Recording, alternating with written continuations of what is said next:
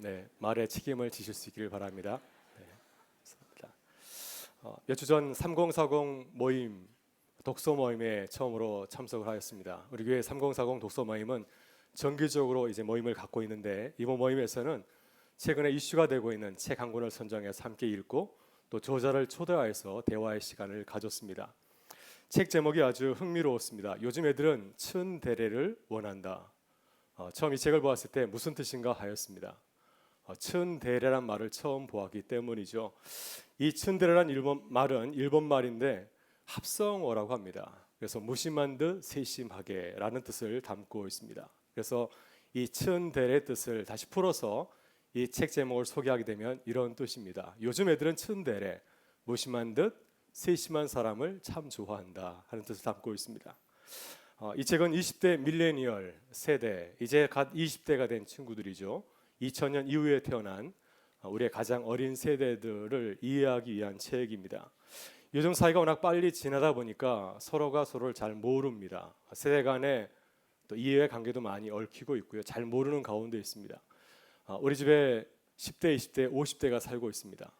근데 10대가 이런 얘기 하더라고요. 20대와 말이 통하지 않는다고 언니를 탓하는 얘기를 들은 적이 있습니다. 하물며 부모님은 전혀 말이 통하지 않는 세대로 바라보는 것 같습니다. 그래서 이렇게 세대 간의 오해가 참 많이 있고 또 어려움이 많이 있습니다. 우리 교회는 00세대부터 90세대까지 있습니다. 오늘 우리 가장 어르신이 김명호 장로님 96세시죠. 네. 그래서 00세대부터 90세대까지 있습니다. 무려 100년의 시간차가 우리 가운데 있습니다. 그러다 보니까 우리가 서로 이해하지 못할 때가 참 많이 있고요. 서로를 잘 이해하지 못하여서 또 서로를 또 비난하기도 하고 비판하는 일들이 일어나곤 합니다. 이것은 아주 자연스러운 모습이죠. 근데 오늘 이 책, 요즘 애들은 츤데레를 원한다는 책에서 저자는 이러한 오해와 갈등이 일어나는 것은 아주 자연스러운 해프닝이라고 하는 것입니다. 그러나 이 문제를 해결하는 것도 어렵지 않다. 다른 세대를 좀 더 관심을 가지고 바라보게 되면은 이런 어려움들은 쉽게 해소될 수 있다. 이렇게 이야기를 하고 있습니다. 이 책에서 저자는 특히 20대가 일을 할 때 중요하게 생각하는 가치관에 대해서 소개를 하고 있습니다. 20대들, 우리 가정에서, 우리 교회에서, 일터에서 20대들은 일할 때 어떤 것을 중요하게 생각하는가? 먼저 20대들은 의미 있는 일 하기를 좋아한다고 하는 것입니다. 쉬운 일인가 어려운 일인가 이런 것을 중요하게 생각하지 아니하고 본인들이 생각할 때 의미를 부여하게 되면은 아주 열심히 일을 한다고 하는 것입니다. 또 둘째로 무슨 일인지 의무감이 하는 것이 아니라 재미있게 하기를 원합니다. 어쩔 수 없이 하는 일이니까 하는 것이 아니라 새로운 마음을 가지고서 또 동기를 가지면은 또 기쁘게 하기를 원한다고 하는 것입니다. 또 셋째, 빠르게 일을 처리하는 것을 매우 좋아합니다. 그래서 가정에서나 또한 일터에서 교회에서 20대 젊은 친구들한테 일을 맡길 때 분명하게 대충 알아서 해 이런 말 되게 싫어한다고 합니다. 일은 이런 일이니까 이렇게 하면 좀 좋겠다. 또 일을 하면서 중간중간 일을 잘하고 있는지 또 그러한 팁을 주거나 피드백을 하게 되면은 무척 기뻐한다고 하는 것입니다. 또 넷째, 20대들은 인정받기를 원한다고 하였습니다. 형식적으로 대충 지나가는 말로 이렇게 칭찬하는 것이 아니라 마음을 담아서 이렇게 전해주면은 그 말이 그에게 큰 도움이 되고 힘이 된다고 이야기를 하고 있습니다. 또 하나 기성세대에게 바라는 20대의 소원이 있는데 바람이 있는데요. 그것은 그들의 모습을 그대로 인정해 주기를 바란다는 것입니다. 요즘 젊은 사람들이 쓰는 말 가운데 실존주의라는 말이 있습니다. 여기서 실존주의에서 실자는 싫어하다의 실자입니다. 그래서 이 실존주의는 1960년대에 그렇게 일어났던 실존주의, 철학 사조를 말하는 것이 아니라 내가 싫어하는 것을 존중해 주는 것을 말하고 있습니다. 그래서 20대들은 꼰대 스타일을 싫어하고 그리고 츤데레 스타일을 좋아한다고 하는 것입니다. 여러분, 꼰대 스타일은 무조건 나이가 많은 사람을 뜻하지 않습니다. 나이를 떠나서 이렇게 말하는 사람들 싫어한다고 하는 겁니다. 내가 옛날엔 이랬는데 요즘 애들은 이래 하면서 이해하려고 하지 아니하고 자신의 경험과 지식을 가지고서 판단해 버리는 사람, 이러한 사람들을 꼰대라 생각하고 무척 싫어한다고 하는 것입니다. 그러나 츤데레, 무심한 듯 세심하게 나를 이해해주고 공감해주고 인정해주는 사람, 이런 사람들을 좋아하고 따른다고 이야기를 하고 있습니다. 여러분, 저는 요즘 애들은 츤데레를 원한다라는 책을 읽고 나서 이런 생각이 들었습니다. 우리 자녀들과 다음 세대들이 굉장히 배울 점이 참 많이 있구나. 매우 솔직합니다. 우리처럼 숨기지 아니하고 자신의 있는 감정을 그대로 내려낼 줄 아는 그러한 친구들이고요. 또 기성들이 볼 때 다음 세대들이 잘못되고 틀린 것이 아니라 또 전혀 다른 문화와 가치를 가지고 있다는 사실을 깨닫게 되었습니다. 그래서 그들과 소통하기 위해서 우리에게 필요한 것이 무엇일까요? 츤데레가 되는 것입니다. 무심한 듯 세심하게 배려해주고 이해할 줄 아는 마음을 가질 때 얼마든지 또 아름다운 대화를 함께 할 수 있다고 하는 것입니다. 그래서 우리 교회가 츤데레 교회가 되기를 원합니다. 네, 무심한 듯 세심하게 서로를 이해하고 배려해 줄 줄 아는, 또 존중할 줄 아는 교회로 주님의 복음의 사역을 깊이 감당하는 우리가 교회가 될 수 있기를 주의 이름으로 축원합니다. 오늘 본문에서 예수님은 비판하지 말라 말씀하십니다. 왜 예수님께서 이런 말씀을 하셨을까요? 예수님께서 이런 말씀을 하신 한번 배경을 생각해 보면 참 좋겠습니다. 산상수훈은 예수님이 제자들에게 하신 말씀이죠. 우리가 지금 산상수훈의 말씀을 이렇게 순서대로 읽어 나가고 있는데요. 이 산상수훈의 말씀은 참 어려운 말씀입니다. 예수님께서는 제자들에게 당시 모든 사람들이 비춰볼 때 가장 높은 수준의 제자도를 요구하고 계십니다. 어떤 제자의 삶을 요구하였습니까? 하늘에 계신 너희 아버지의 온전하심과 같이 너희도 온전하라.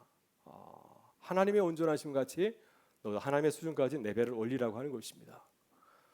너희의 의가 서기관과 바리새인보다 더 낫지 아니하면 결코 천국에 들어가지 못하리라.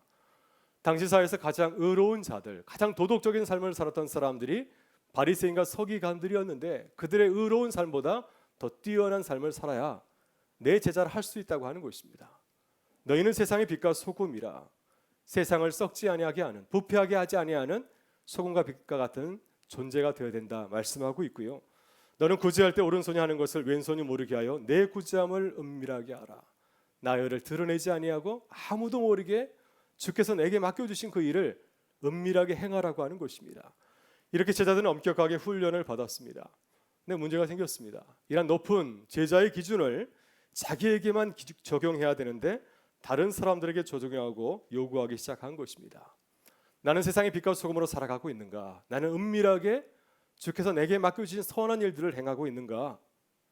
나는 은밀하게 구제하고 은밀하게 기도하고 있는가?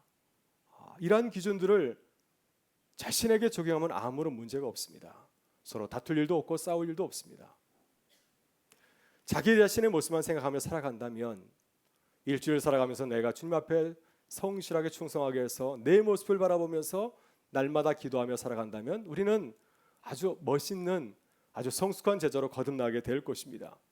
그러나 제자들은 예수님의 제자로 살아가면서 그들의 관심을 자신에게 두지 아니하고 다른 사람들에게 두기를 시작하였습니다. 그래서 이 높은 기준, 이 높은 제자의 기준을 나에게 적용하지 아니하고 다른 사람들에게 적용하고 요구하였습니다. 왜 너는 세상의 빛과 소금으로 살아가지 않니? 왜 너는 너의 의를 다른 사람들이 드러나고 자랑하고 있니? 왜 성숙한 제자로 살아가고 있지 않느냐? 이렇게 이 엄격한 제자의 기준을 자신에게 적용하지 아니하고 다른 사람들에게 적용하기 시작하였습니다. 여러분, 이러한 신앙 공동체가 어떠한 모습이 되었을까요? 모두가 기뻐하고 즐거웠을까요? 이렇게 이 기준을 나에게 적용하지 아니하고 다른 사람에게 적용하다 보니까 온 공동체가 상처를 받고 고통을 당하게 되었습니다. 만약 이렇게 엄격한 기준을 가지고서 서로를 비판하고 판단한다면 그 공동체가 얼마나 위태로워지겠습니까? 이러한 비판과 비난으로부터 자유로울 제자가 과연 몇 명이나 될 수 있겠습니까? 그래서 이렇게 남을 비판하고 정죄하는 것은 공동체를 세우는 것이 아니라 공동체를 아주 위험스럽게 만드는 행동임을 우리가 알 수가 있습니다. 그래서 주님께서는 제자들에게 남을 비판하지 말라 이렇게 당부하신 것이었습니다. 여러분, 예수님께서는 우리에게 이렇게 당부하십니다. 우리 자신에 대해서는 엄격하게 대하라고 말씀하십니다. 여러분, 우리는 우리 자신에 대해서는 아주 엄격한 가정교사가 되어야 됩니다. 아주 엄격하게 자기 자신을 바라볼 줄 알아야 되고요. 그러나 우리는 다른 사람들에 대해서는 부드럽게 대해야 됩니다. 다른 사람들에 대해서는 엄격한 가정교사가 아니라 아주 부드럽고 친절한 유모가 되어야 됩니다. 그래서 우리는 이러한 모토를 가지고 살아가야 될 줄 믿습니다.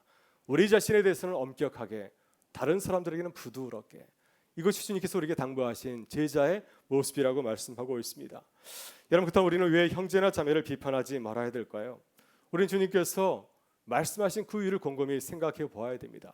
오늘 주님, 우리가 가정이나 일터와 교회에서 살아갈 때 왜 남을 비판하지 말아야 되는지 그 이유에 대해서 말씀해 주고 있습니다. 첫째, 우리는 비판받지 않을 만큼 완전하거나 완벽하지 않기 때문입니다. 여러분, 우리는 비판으로부터 자유로운가요? 우리는 비판받지 않을 만큼 완벽한 사람들입니까? 우리는 자유롭게 다른 사람들에 대해서 말을 많이 하고 있지만은 그러나 우리의 모습을 돌아보게 되면 우리 안에 많은 문제가 있는 것을 보게 됩니다. 우리는 결코 다른 사람의 비판으로부터 자유롭지 못합니다. 그래서 1절에서 주님은 이렇게 말씀하십니다. 비판을 받지 아니하려면 비판하지 말라. 너희가 비판하는 그 비판은 너희가 비판을 받을 것이요 너희가 헤아리는 그 헤아림으로 너희가 헤아림을 받을 것이니라. 여러분, 비판하지 말라는 말씀에서 비판하는 동사는 성경에 참 많이 나오고 있습니다. 오늘 성경에서는 비판하다로 이렇게 번역이 되어 있지만은 성경의 문맥에 따라서 동일한 단어가 다른 뜻으로 번역되는 것을 보게 됩니다. 그래서 이 말이 이렇게도 쓰이고 있습니다. 판단하다, 결정하다, 판결하다, 송사하다, 심판하다, 비난하다, 정죄하다, 이렇게 다양한 뜻으로 나타나고 있습니다. 여러분, 이 비판하다는 단어는 누구에게 적용된 말일까요?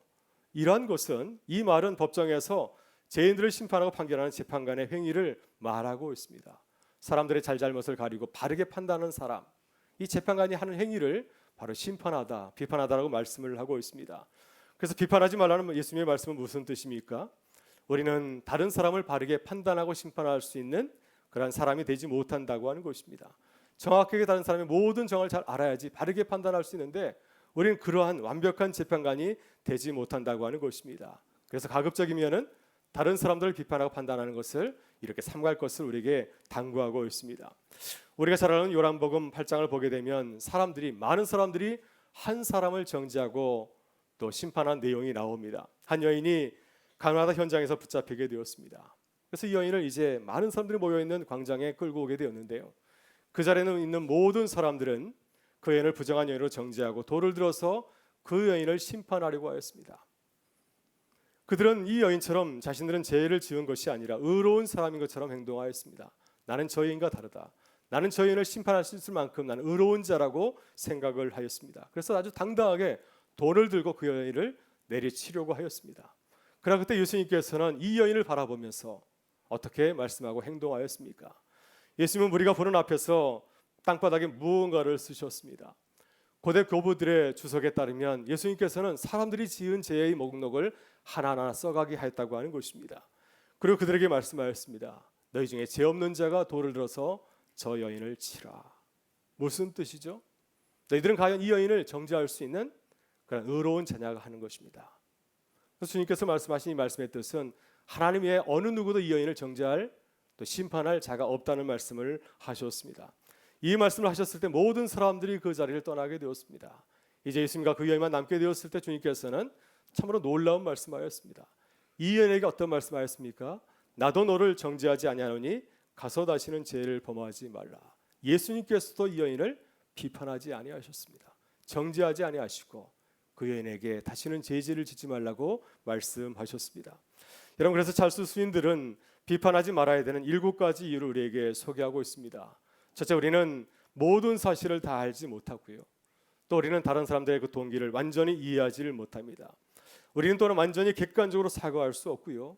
우리는 그 상황 가운데 있지 않기 때문에 그 모든 것을 정확하게 알 수가 없습니다. 또 우리는 유한한 자들이기 때문에 우리가 보지 못하는 부분이 있고요. 또 우리는 편견을 가지고 있기 때문에 그것을 아주 바르게 보질 못하는 한계가 있습니다. 그래서 우리는 불완전하고 또 일관성이 없는 그런 모습을 갖고 있기 때문에 다른 사람을 쉽게 판단할 수 없다고 하는 것입니다. 여러분, 편견에 대한 아주 재미있는 이야기가 있습니다. 어떤 두 사람이 최고급 포도주를 시음하게 되었습니다. 이 포도주는 아주 좋은 포도주로 만들었고 또 아주 오랫동안 숙성시켰기 때문에 최고급 포도주입니다. 많은 사람들이 두 사람에게 시음을 부탁하였습니다. 한 사람은 최고급 포도주를 마신 후에 이렇게 평가하였습니다. 제가 마셔보니까 참 좋은 포도주인데 이 포도주에서는 가벼운 가죽 맛이 납니다. 또 한 사람은 이렇게 시음한 후에 말하였습니다. 제가 이 포도주를 마시보니 정말 좋은 포도주인데 이 포도주에서는 가벼운 가죽 맛이 납니다. 새 맛이 납니다. 사람들은 이 두 사람의 판단을 듣고 나서 그들을 비판하고 조롱하였습니다. 어떻게 최고급 포도주에서 새 맛과 가죽 맛이 날 수 있냐고 하는 것입니다. 그래서 그 사람의 판단을 믿질 아니하였습니다. 근데 나중에 이 포도주의 통을 다 비운 후에 그 바닥을 봤더니 무언가가 있었습니다. 무엇이 있었냐면은 가죽끈이 달린 열쇠 하나를 발견하게 되었습니다. 여러분, 그래서 이야기는 우리가 편견을 가지고서 남을 비판할 때가 많이 있다고 하는 것입니다. 다른 사람들의 말에 귀 기울이지 아니하고 우리의 생각으로 상대방을 정죄할 때가 많이 있다는 그런 뜻을 우리에게 전해주고 있습니다. 여러분, 우리의 판단은 완벽하거나 완전하지 아니합니다. 특히 우리는 편견을 가지고서 비판하고 판단할 때가 많이 있습니다. 그래서 우리가 다른 사람을 판단하게 될 때 먼저 우리는 우리의 모습을 돌아봐야 됩니다. 우리의 모습을 돌아봐야 우리가 쉽게 다른 사람을 판단하고 또 정죄하는 죄를 범하지 않게 될 줄 믿습니다. 둘째, 우리는 왜 남을 비판하지 말아야 될까요? 그것은 우리가 더 비판받을 죄인일 수 있기 때문입니다. 여러분, 예수님께서는 산상수훈 7장과 8장에서 우리의 나쁜 습관 두 가지를 발견하시고 말씀하셨습니다. 한 가지는 무엇일까요? 한 가지는 우리 자신을 부정적으로 바라보는 것입니다. 우리는 우리 자신을 이렇게 늘 기쁘게 바라보지 못하고 염려할 때가 참 많이 있습니다. 우리 자신을 믿지 못할 때가 참 많이 있습니다. 그래서 주님께서는 우리에게 말씀하셨습니다. 염려하지 말라. 내 자신을 소중하게 생각하라고 하는 것입니다. 또 하나는 다른 사람을 부정적으로 바라보는 것입니다. 우리는 다른 사람들을 긍정적으로 바라보지 아니하고 부정적으로 바라볼 때가 참 많이 있습니다. 그래서 주님께서는 우리에게 이렇게 말씀하셨습니다. 남을 비판하지 말라. 다른 사람을 긍정적으로 바라보고 칭찬하라고 하는 그런 말씀이죠. 여러분, 예수님의 제자들도 예외는 아니었죠. 요한복음 1장을 보게 되면 예수님의 제자 나다니엘을 소개하고 있습니다. 그의 친구 빌립이 예수님을 만난 이후에 나다나엘에게 찾아가서 예수님을 소개하였습니다. 내가 정말 위대한 사람을 만났단다. 모세 옆에서 말하고 있고 선지서에서 말하고 있는 그 사람을 만났는데 그 사람은 바로 나사렛 예수라네. 우리가 그를 한번 만나보러 가자라고 했을 때 나다나엘은 빌립의 말을 듣고 그것을 기쁘게 받아들인 것이 아니라 아주 시큰둥하게 반응을 하였습니다. 빌립, 나사렛에서 무슨 선한 것이 날 수 있을까? 예수님에 대한 이야기를 들었지만 예수님이 나사렛 출신이라는 얘기를 듣게 되었을 때, 변두리 출신이라는 소식을 듣게 되었을 때 예수님에 대해서 기대를 접고 이렇게 비판적으로 바라봤다고 하는 것입니다. 이렇게 남을 부정적으로 바라보고 비판한 우리에게 주님은 이렇게 말씀하십니다. 어찌하여 형제의 눈 속에 있는 티를 보고 내 눈 속에 있는 들보는 보고 깨닫지 못하느냐. 보라, 내 눈 속에 들보가 있는데 어찌하여 형제에게 말하기를 나로 내 눈 속에 있는 티를 빼게 하랴 하겠느냐. 여러분, 예수님은 참 말씀을 잘 하시는 분이십니다. 언어의 마술사이죠. 오늘 본문에서 제자들의 그런 잘못을 잘 가르치기 위해서 예수님은 파장법을 사용해서 말씀을 하고 있습니다. 예수님께서 말씀하시는 티와 들보는 무엇을 말하고 있습니까? 형제의 눈에 있는 티와 내 눈 속에 있는 들보는 무엇을 말하고 있습니까? 여기서 주님이 강조하는 것은 크기입니다. 주님이 말씀하는 티는 눈에 보이지 않는 작은 가시를 말하고 있습니다. 그에 비해서 들보는 어떤 것이죠? 지붕을 받치고 있는 통나무를 말하고 있습니다. 형제의 눈에 들어있는 것은 아주 작은 것인데 우리 눈 속에 있는 것은 이 통나무와 같이 크고 아주 엄청난 것이라고 하는 것입니다. 그래서 이 상대방 내가 전혀 비교할 수 없을 정도로 그러한 잘못을 가지고 있다는 사실을 강조해서 말하고 있습니다. 여러분, 그렇다면 주님이 말씀하시는 티와 들보는 무엇을 말하고 있습니까? 이것은 우리들이 준수하는 율법의 계명을 말하고 있습니다. 들보는 율법의 기초를 이루는 아주 큰 계명을 말하고 있습니다. 예를 들어서 하나님을 사랑하라, 이웃을 사랑하라, 이러한 큰 계명을 말하고 있고요. 그에 비해서 티는 어떤 계명을 말하고 있습니까? 예를 들어서 식사할 때 손을 씻어야 하는 이런 정결과 같은 작은 계명을 말하고 있습니다. 주님께서 티와 들보를 가지고서 말씀하신 그 강조점이 어디에 있겠습니까? 우리의 눈에는 들보가 있지만 형제 눈에는 티가 있다고 하는 것입니다. 우리는 형제를 비난하고 비판할 때 우리의 모습은 보지 못하고 다른 사람의 모습을 볼 때가 참 많이 있습니다. 내가 저지른 실수는 보지 아니하고 다른 사람이 저지른 실수를 크게 과장할 때가 많이 있다고 하는 것입니다. 우리 어물이 통나무처럼 훨씬 더 크고 무서운데도 불구하고 우리의 것은 보지 못하고 상대방이 지은 작은 것을 가지고서 연연할 때가 많이 있다는 그런 말씀입니다. 따라서 비판을 당할 자가 오히려 비판을 하고 있다고 하는 것입니다. 내가 비판을 받아야 되는데 오히려 내가 다른 사람을 비판하고 있다고 하는 것입니다. 여러분, 예수님이 말씀하신 비유들을 보게 되면 이러한 사람들을 보게 됩니다. 주님은 비유를 통해서 우리의 잘못을 이렇게 책망하고 계시는데 포도원 품꾼 비유를 보게 되면 주인이 많은 품꾼들을 모으지 않았습니까? 만약 주인이 그들을 일꾼으로 쓰지 아니하면 그들은 하루를 살아갈 수 없는 참으로 가난한 자들이었습니다. 근데 가장 먼저 온 품꾼이 가장 늦게 온 품꾼을 바라보면서 그들을 비난하고 또 책망을 하였습니다. 우리가 가장 먼저 왔다고 하는 것이죠. 그들은 주인이 나에게 베푼 은혜는 생각하지 아니하고 가장 늦게 온 자의 그 실수만을 바라보면서 그 모습을 보면서 책망을 하였습니다. 여러분 탕자 이 뷰를 보게 되면 두 아들이 나오지 않습니까? 큰 아들이 둘째 아들 자신의 동생을 얼마나 책망하고 있습니까? 비난하고 있습니다. 자신이 아버지의 마음을 크게 서운하게 한다는 사실을 깨닫지 못하고 아버지의 마음을 아프게 한다는 사실은 보지 못하고 집을 나갔다 돌아온 그 동생, 아버지의 재산을 축내겠다는 그 동생의 한 마음을 가지고서 비난하고 비판을 하고 있습니다. 바리새인과 세리의 뷰를 보게 되면 바리새인은 자신의 의를 드러내는 아주 무서운 교만의 죄를 범하고 있는 사실을 보지 못하고 세리를 바라보면서 나보다 못하다면서 그들을 비판하고 또한 비난하고 있는 것을 보게 됩니다. 우리가 이와 같은 죄를 범할 때가 참으로 많이 있다고 하는 것입니다. 그래서 주님은 형제를 비난하고 비판한 자들에게 이렇게 말씀하였습니다. 외식하는 자여 먼저 내 눈 속에서 들보를 빼어라. 그 후에 밝히 보고 형제의 눈 속에서 티기를 빼게 되리라. 여러분 우리는 우리의 모습을 먼저 바라보고 회개를 해야 될 줄 믿습니다. 내가 하나님 앞에서 얼마나 무서운 죄인인가를 깨닫게 될 때 형제를 진정으로 바라볼 수가 있습니다. 그제서야 비로소 우리가 형제를 사랑의 눈으로 바라보고 사랑의 권면을 형제들에게 해줄 수 있을 줄 믿습니다. 여러분 사도 바울이 그러하였습니다. 다메섹 도상에서 주님을 만나기 전에 그는 어떠하였습니까? 아주 무서운 죄인이지 않았습니까? 교회를 박해하고 또 예수 믿는 사람들을 죽이는 아주 무서운 살인자와 같은 그러한 죄인이었습니다. 예수님을 만나게 되었을 때 그의 눈에서 비로소 비늘 같은 것이 벗겨지게 되어서 세상을 밝히 보게 되었습니다. 자신이 얼마나 무서운 죄를 지었다는 사실을 깨닫게 되어서 그 이후부터는 다른 사람을 정죄하지 아니하고 모든 사람을 사랑으로 바라보는 사도로 새롭게 거듭나게 되었습니다. 여러분 우리도 성령의 은혜로 들보와 같은 우리의 죄와 허물을 깨닫는 은혜가 함께 하실 수 있기를 바랍니다. 그래서 사랑의 눈으로 형제와 자매를 바라보면서 더 사랑의 권면을 하는 주님의 사람들 되실 수 있기를 주의 이름으로 축원합니다. 셋째, 왜 우리는 형제를 비판하지 말아야 될까요? 사랑이 없는 비판이나 비난은 변화가 일어나지 않기 때문입니다.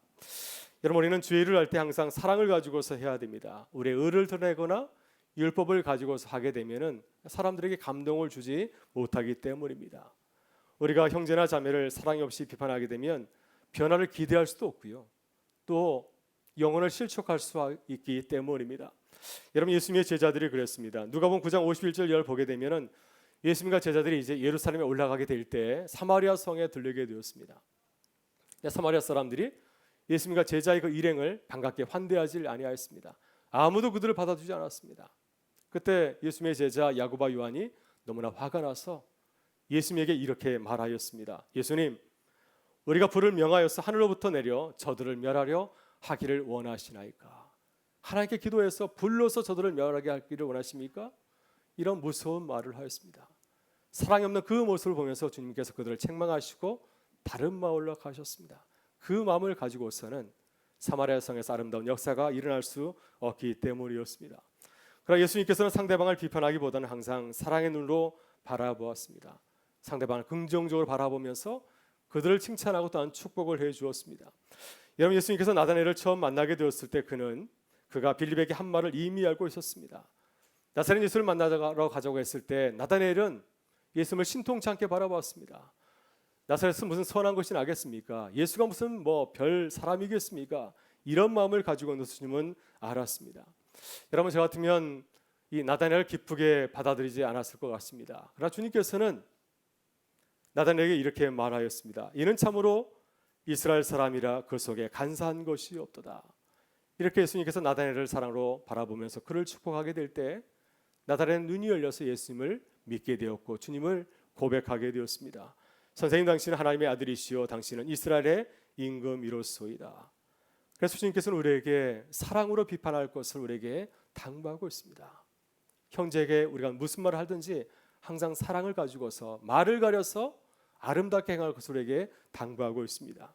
6절에서 이렇게 말씀하고 있습니다. 거룩한 것을 그에게 주지 말며 너희 진주를 돼지 앞에 던지지 말라. 그들이 그것을 발로 밟고 들이켜 너희를 찢어 상하게 할까 염려하라. 주님께서 말씀하시는 거룩한 것 진주는 무엇을 말합니까? 이것은 하나님의 말씀을 말하고 있고요. 개나 돼지는 하나님의 말씀을 이해하지 못하는 사람들을 비유로 말씀하고 있습니다. 우리가 아무리 하나님의 말씀을 전한다 할지라도 그 말씀의 진가를 깨닫지 못하면 그것을 깨닫지 못하고 오히려 그 말씀을 가지고서 우리를 비판하고 공격할 수 있다고 하는 것입니다. 그래서 우리가 늘 주위 사람들에게 나아갈 때 사랑을 가지고서 비판할 것을 우리에게 당부하고 있습니다. 사랑하는 마음을 가지고서 해야 그것이 우리 가운데서 아름다운 변화 역사가 일어날 수 있기 때문입니다. 여러분, 시인 정호승이 쓴 어른을 위한 동화집 못자국이라는 동화집을 보게 되면은 아주 감동적인 이야기를 우리에게 소개해주고 있습니다. 한 아내가 자신을 힘들게 하는 남편을 보면서 오랫동안 마음앓이를 하게 되었습니다. 이 여인은 남편이 자신을 힘들게 할 때마다 뒤뜰에 있는 감나무에 못을 박았습니다.